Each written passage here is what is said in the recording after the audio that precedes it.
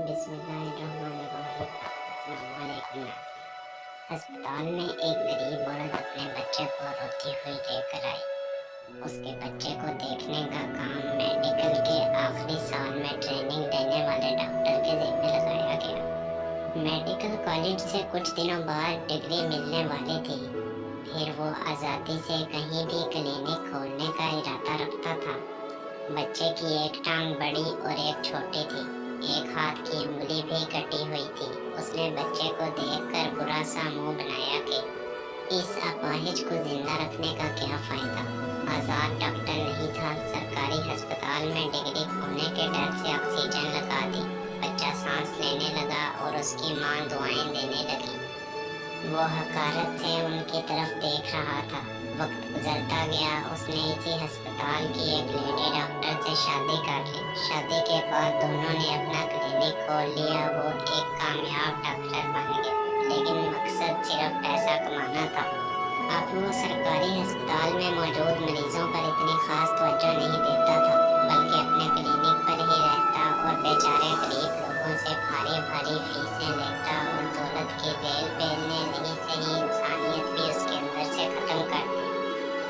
शादी के बाद अल्लाह ने उसे एक खूबसूरत बेटी अता की।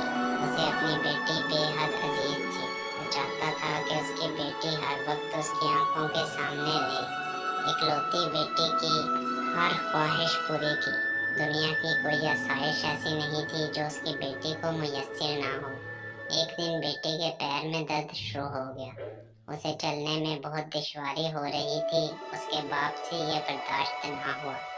मुल्क का हर मशहूर डॉक्टर उसकी बेटी का इलाज करने में नाकाम रहा।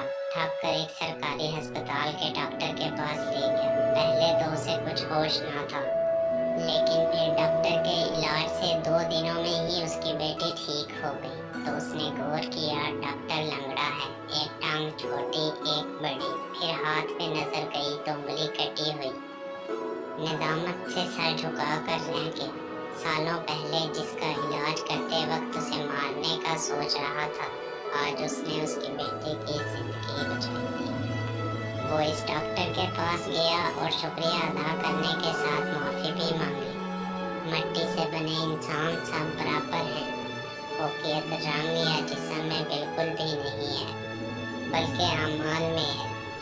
जिस्म ने तो मिट्टी में ही खत्म हो जाना है, मगर ये आमाल ही हैं जो हमारे साथ जाएंगे और हमारी तकदीर का फैसला करेंगे। नाज़रीन, अगर वीडियो पसंद आई हो तो वीडियो को लाइक और शेयर करें।